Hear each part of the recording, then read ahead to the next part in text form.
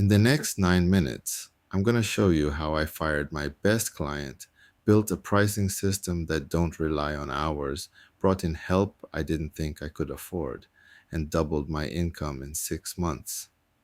And the twist at the end, honestly, still don't feel real to me.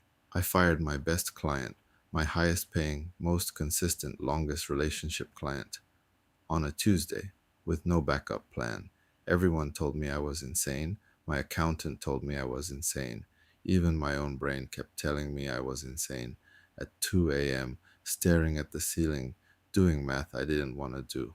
But there was something else going on underneath all that, something I wasn't even letting myself say out loud yet. It wasn't really about him.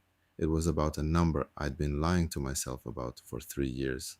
6 months later, I was making more money and working less hours, and I want to show you exactly why firing my best client turned out to be the smartest financial decision I ever made.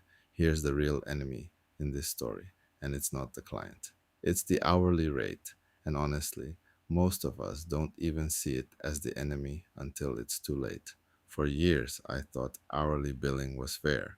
You work an hour, you get paid for an hour. Simple, honest, transparent. Except it's a trap that's just disguised as fairness, because the only way to earn more under hourly billing is to work more hours. There's no other lever, there really isn't. Your income is capped by the number of hours in a day, and you only got so many of those before you burn out completely. I didn't have a client problem, I had a pricing model problem. And my best client, he was just the clearest example of it. Let me give you the real numbers because vague advice don't help anyone. This client paid me $85 an hour. Sounds decent, right? I was billing him around 30 hours a month. That's roughly $2,550. Consistent, reliable, showed up every month like clockwork. But here's what that 30 hours actually costed me. It meant I couldn't take on two, sometimes three smaller projects that was worth more per hour of my actual effort. It meant I was always half reserved for him, mentally and on my calendar, even on weeks he didn't even need me. I was optimizing for stability, and stability at that income ceiling was quietly the most expensive thing I owned. So here's what I changed first. I stopped selling hours and I started selling outcomes instead. Instead of 30 hours a month at $85 an hour, I built three packages: a starter package, a growth package, and a full management package.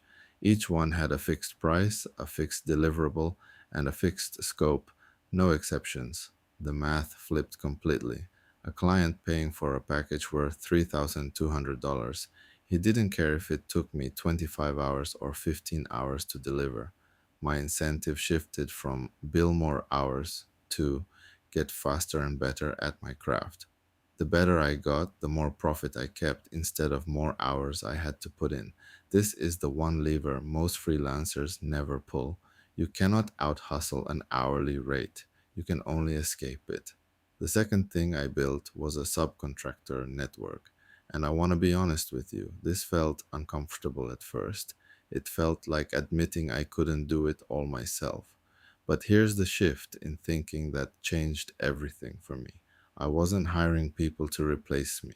I was hiring people to multiply my capacity on the parts of the work that didn't need my specific expertise. I found two reliable freelancers that I trusted, paid them fair, and routed the repetitive parts of my packages over to them. I kept the strategy, the client relationship, and the final quality check.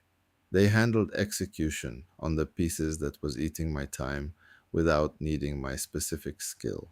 Suddenly, my 30-hour month for one client became a 10-hour month, with the other 20 hours freed up for higher value work. Let me show you the actual before and after numbers, because this is where it gets real. Before, one client, $2,550 a month, 30 hours of my direct time, zero room for anything else. After, same client relationship, restructured into a package worth $3,400, only 10 hours of my direct time.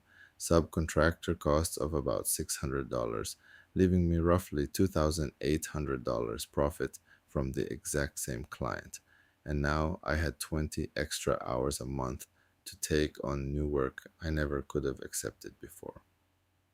Within 6 months, I added two more package clients using this same exact model.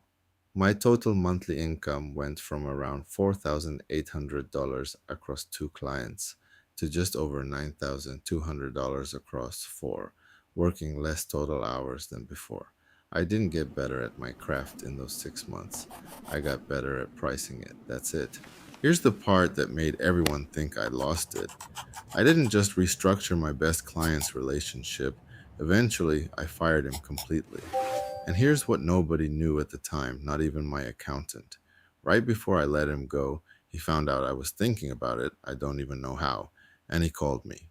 He offered to double my hourly rate, $170 an hour, just to stay on the old system, just to keep things exactly the way they was.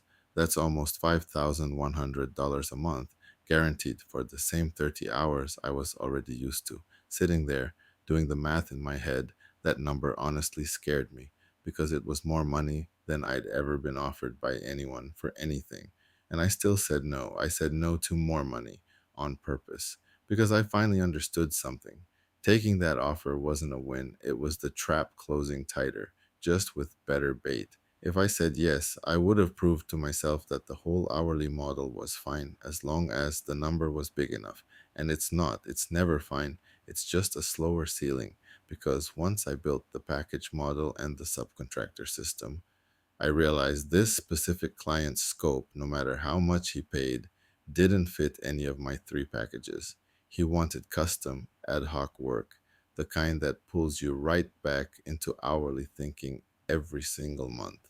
He was the exception that would have broken my entire system, and I almost let him. So I let him go, referred him to someone else still billing hourly, and I filled that space with two package clients within 8 weeks. From the outside, turning down $5,100 a month looked like the craziest decision of my career. From the inside, it was the moment I finally believed my own system enough to bet on it. If you're still trading hours for dollars, you don't have a hustle problem, you have a pricing model problem. And no amount of extra hours is going to fix a ceiling that's built right into the structure of how you charge. Firing my best client was never really about the client.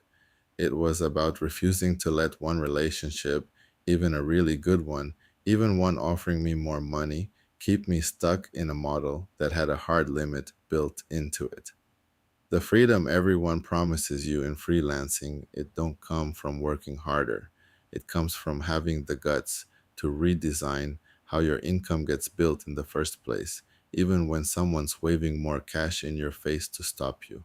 If you're staring at your own income ceiling right now, tell me in the comments what's really holding you there. Is it pricing? Is it fear of losing a client? Or maybe fear of turning down a good offer like I almost didn't? Let's dig into it.